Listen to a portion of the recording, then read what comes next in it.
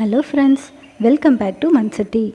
இன்றைக்கி நாம் இந்த வீடியோவில் ஒரு சூப்பரான ஈவினிங் டிஃபன் உப்புருண்டை ரெசிபி எப்படி செய்யலாம் அப்படின்றத பற்றி தான் பார்க்க போகிறோம்.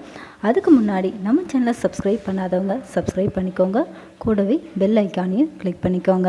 இந்த வீடியோட எண்டில் உப்புருண்டையை பேஸ் பண்ணி இன்னும் 2 ஸ்நாக்ஸுக்கான டிப்ஸும் சொல்லியிருக்கேன். அதனால் வீடியோ ஸ்கிப் பண்ணாமல் கடைசி வரைக்கும் பாருங்கள். வாங்க வீடியோக்குள்ளே போகலாம். இந்த ரெசிபிக்கு என்னென்ன இன்க்ரீடியன்ஸ் தேவைன்றதை பற்றி ஃபஸ்ட்டு பார்த்துடலாம். புழுங்கல் அரிசி 2 கப், கறிவேப்பிலை தேவையான அளவு, ஆப்ப சோடா 1 சிட்டிகை, உளுத்தம்பருப்பு 3 தேக்கரண்டி, கடலைப்பருப்பு 3 தேக்கரண்டி, காஞ்ச மிளகாய் கரத்துக்கேற்ப, தாளிக்க கடுகு, தேவையான அளவு எண்ணெய். நான் இன்றைக்கி புழுங்கல் அரிசி ரேஷன் அரிசி தாங்க எடுத்திருக்கேன்.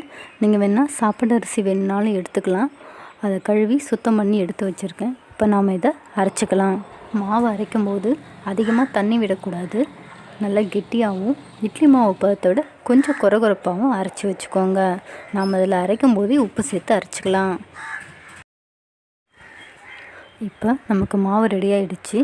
தாளிப்புக்கு தேவையான எல்லா பொருளும் நம்ம ஏற்கனவே எடுத்து வச்சிட்டோம். இப்போ நம்ம தாளிக்க ஆரம்பிச்சிடலாம். ஸ்டவ் ஆன் பண்ணி ஒரு கடாய் வச்சு அதில் எண்ணெய் ஊற்றிக்கலாம். இந்த ரெசிபிக்கு எண்ணெய் கொஞ்சம் கூடுதலாக இருந்தால் தான் நல்லாயிருக்கும்.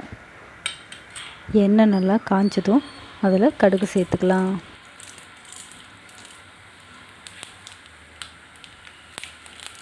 கடுகு நல்லா பொரிஞ்சதும் அதில் உளுத்தம்பருப்பு கடலைப்பருப்பு சேர்த்து நல்லா வறுத்துக்கலாம்.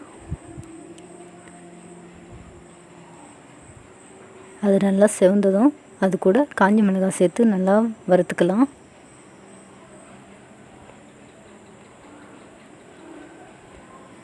மிளகாய் நல்லா செவந்த உடனே அதில் நம்ம எடுத்து வச்சுருக்க கறிவேப்பிலையை சேர்த்துக்கலாம்.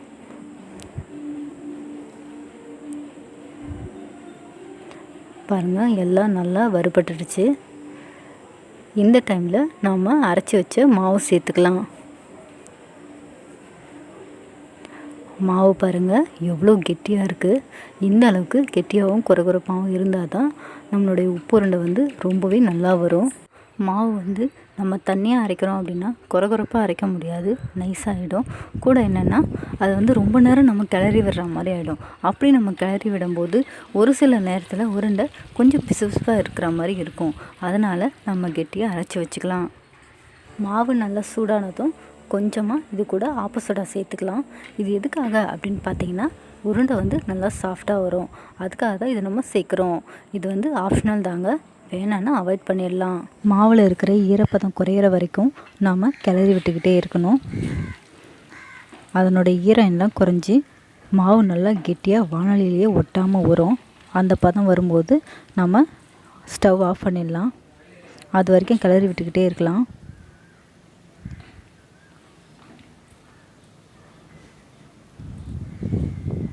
நாம் இதில் எந்த அளவுக்கு எண்ணெய் சேர்க்குறோமோ அந்த அளவுக்கு அது வானிலையில் ஒட்டவே ஒட்டாது. கூட நம்ம சேர்க்குற தாளிப்பு பொருட்கள் எல்லாமே கொஞ்சம் அதிகமாகவே இருக்கலாம். அப்போ தாங்க உருண்டை ரொம்பவே டேஸ்ட்டாக இருக்கும். பாருங்கள், வானலியில் கொஞ்சம் கூட ஒட்டவே இல்லை. எந்த அளவுக்கு மாவு நல்லா திரண்டு வந்திருக்கு பாருங்கள். இந்த டைமில் நம்ம ஸ்டவ் ஆஃப் பண்ணிக்கலாம். நம்ம கை தாங்குகிற அளவுக்கு சூடு இருக்கும்போதே மாவை பிசைஞ்சு வச்சுக்கலாம். ஆறினதுக்கப்புறம் பிசையிறது கஷ்டமாக இருக்கும். அது அந்தளவுக்கு நல்லாவும் வராது. அதனால் சூடு இருக்கும்போதே கொஞ்சம் நல்லா கைக்கு அழுத்தம் கொடுத்து பிசைஞ்சு வச்சுக்கலாம்.